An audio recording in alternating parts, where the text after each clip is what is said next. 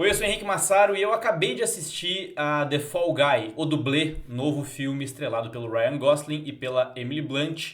Filme dirigido pelo David Leitch e pelo qual eu tinha uma expectativa até que razoável, porque eu me tornei fã do David Leitch nos últimos anos. O David Leitch ele é um diretor que ele participou do primeiro John Wick, apesar de ele não ter sido creditado, ele foi um dos diretores junto com o Chad Stahelski.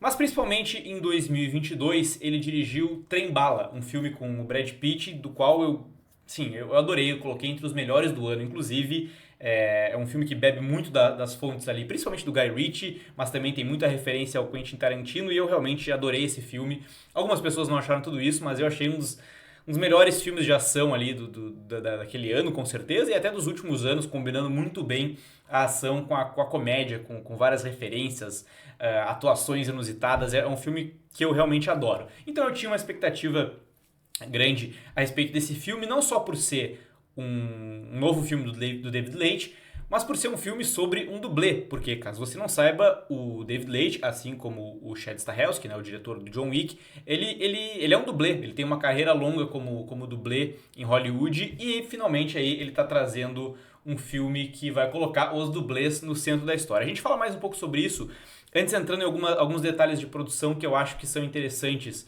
para falar desse filme aqui. Esse filme ele foi exibido pela primeira vez no SXSW, aquele evento que acontece em Austin, no Texas. Logo depois da premiação do Oscar, o Ryan Gosling já foi para lá para fazer as primeiras exibições, para promover o filme, que é uma espécie de ode do David Leitch aos dublês, né? A essa profissão tão nobre e importante para a indústria e que muitas vezes é subvalorizada e tudo mais. Para começar, o filme tem um detalhe nos seus créditos que é importante já para essa valorização da profissão de dublê e para evidenciar o trabalho dessas pessoas, o trabalho tão incrível que elas fazem. O SEG, né, o Sindicato dos Roteiristas, e o DGA, dos diretores, aprovou pela primeira vez na história o cargo de stunt designer. Stunt é uma palavra que quer dizer acrobacia, seria então o designer de acrobacias, né?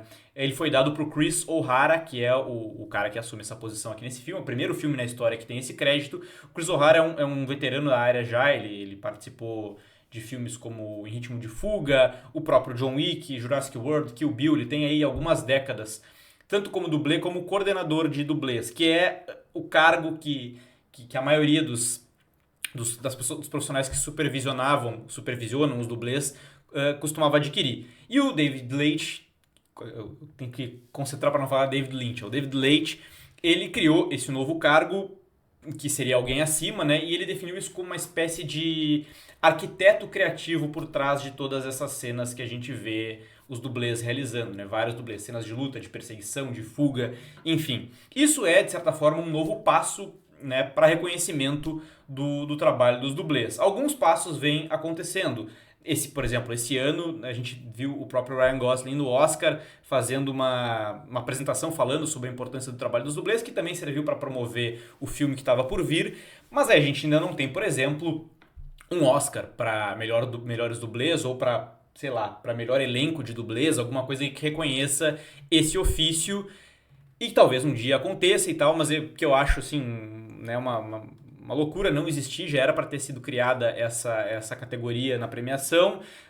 E o filme, inclusive, faz essa provocação em algum momento. Isso não é spoiler, isso é só uma referência que tem no filme que é bem legal. Porque o filme como um todo vai fazer isso e a gente vai chegar lá daqui a pouquinho. Sobre o filme, ele é um remake da série dos anos 80 com o Lee Majors e não precisa ter assistido a essa produção, embora o filme faça algumas referências bem legais a ela, a começar pelo nome do protagonista, que é Colt Seavers, que era lá o nome do personagem interpretado pelo Lee Majors, e aqui é o nome do personagem do Ryan Gosling. O Colt Seavers é um dublê bem conhecido dentro da indústria e que é apaixonado por uma diretora de produção, a Jodie Moreno, que é a personagem da Emily Blunt. Durante uma produção, ele sofre um acidente, chega muito perto da morte e acaba resolvendo sair de cena. Ele só volta a trabalhar um ano depois, justamente num filme da Jodie, que agora está tendo a sua primeira chance como diretora. Ele é chamado de volta pela Gale, uma produtora vivida pela Hannah Waddingham, lá de Ted Lasso, a Rebecca de Ted Lasso, para ser um dublê de última hora do Tom Rider, que é o astro com quem ele sempre trabalhou e que é vivido pelo Aaron Taylor Johnson. Não se engane se você não conhecer o nome e o rosto do ator que interpreta o grande astro no filme, porque isso é obviamente de propósito. A ideia aqui é trazer protagonismo pro dublê. Até alguém pode se perguntar, por que colocar o Ryan Gosling, que é um grande ator, ele não é um dublê, ele não é um cara que faz as suas próprias acrobacias historicamente? Justamente por isso, colocar um rosto conhecido para evidenciar o trabalho dessas pessoas que são tão invisíveis propositalmente, né? Os dublês, eles não podem, não devem aparecer na maior parte das vezes, eles têm que passar despercebidos, mas a ideia aqui é trazer esse protagonismo e tirar eles da invisibilidade, evidenciando a importância do seu trabalho. Por isso, trazer um dos grandes astros do momento e um cara não tão conhecido assim para viver o astro dentro do filme. E agora, dentro da história, esse protagonismo é assumido por esse dublê que toma para si a responsabilidade de encontrar esse Tom Rider que acabou desaparecendo misteriosamente e pode vir a arruinar o filme da Jodie. Sim, a estrutura de roteiro é extremamente simples e justamente por isso acerta em apostar em dois gêneros diferentes. A ação, obviamente, mas também a comédia romântica. Nesse último gênero, aliás, o filme funciona melhor do que muitas das comédias românticas que a gente vê por aí, não pelo roteiro ser inventivo ou complexo, como eu disse, ele é extremamente simples, mas justamente por isso, por não tentar florear demais e deixar que a trama seja carregada pelo talento dos dois atores, do Ryan Gosling e da Emily Blunt, que são incríveis e têm uma química muito legal dentro de cena. Ryan Gosling, na minha opinião, nasceu para fazer esse tipo de papel, o do galã meio desajustado, meio atrapalhado e que utiliza o sarcasmo para sua forma de autodefesa com esse tipo de situação que ele acaba criando para si. Ele pode até ter sim a aparência de um galã tradicional, mas na minha visão é justamente na subversão de expectativa de quem vai procurando esse personagem tão tradicional do cinema que ele acaba crescendo e entregando alguns dos seus melhores papéis. A Emily Blunt manda bem demais, ela é uma das minhas atrizes favoritas da atualidade, embora eu ache que o papel dela em Oppenheimer tenha sido um pouco apagado para ela ter concorrido ao Oscar. Eu acho que ela ainda vai ganhar uma estatueta na sua carreira, não por esse filme aqui, mas de qualquer forma ela está muito bem vivendo essa diretora que, inclusive, ela chegou a dizer que tem um pouco de Greta Gerwig pela sua cordialidade ali e pela forma de se comportar. Na ação a gente vê novamente o que David Leitch sabe fazer, criando cenas incríveis, dessa vez com o diferencial de trazer o dublê para o centro da trama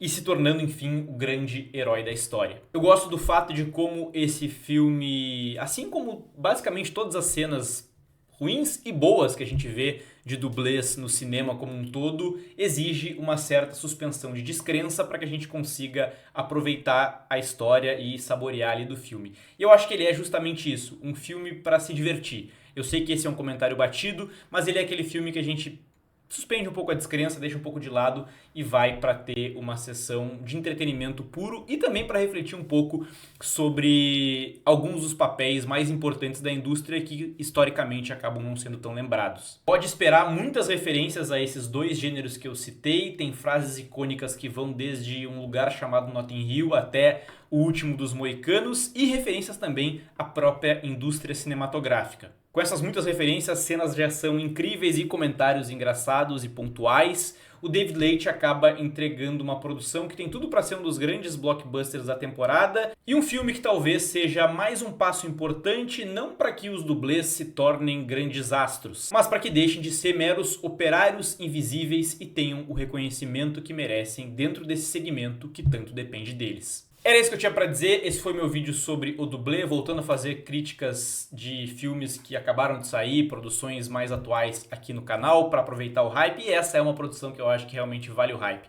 Vale assistir, principalmente no cinema, para ter, como sempre, a melhor experiência. São 2 horas de puro entretenimento, 2 horas que dão, sim, uma leve esticada, o filme poderia ter uns minutinhos a menos, mas nada que vai atrapalhar a sua experiência de ter entretenimento puro. É o segundo filme do David Leitch que eu vou assistir e que eu saio com essa sensação de ter me divertido do início ao fim. E eu espero que você tenha gostado desse vídeo, não se esqueça de deixar o like, comentar aqui embaixo, conhecer o clube de membros, enfim, valeu demais, tudo que você puder fazer para ajudar o canal, compartilhar com os amigos, enfim.